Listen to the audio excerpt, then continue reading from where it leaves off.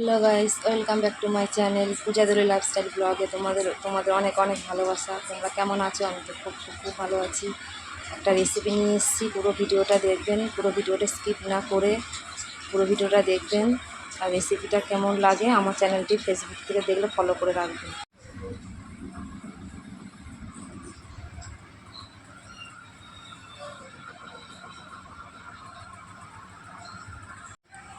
রেসিপিটা করতে লাগছে 300 গ্রাম চিকেনটাকে ম্যারিনেট করে রাখবো আধ ঘন্টার মতো।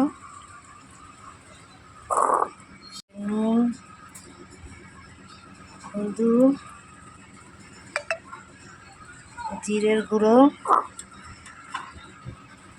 গোলমরিচের গুঁড়ো, টক দই,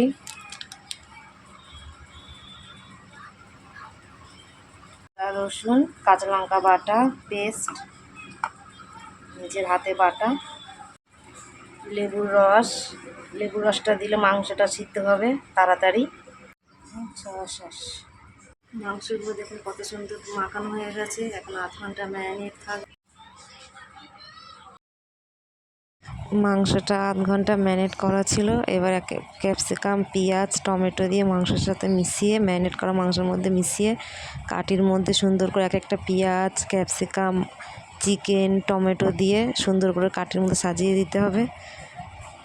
তারপরে তেলের মধ্যে দিয়ে ভাজতে হবে। একটা কাঠির মধ্যে করে ভরে নিতে হবে এরকম করে সুন্দর করে, তাহলে দেখতে সুন্দর লাগবে। দেখুন কত সুন্দর কাঠিতে ভরে নিয়েছি। এবার তেলে ভাজতে দেবো।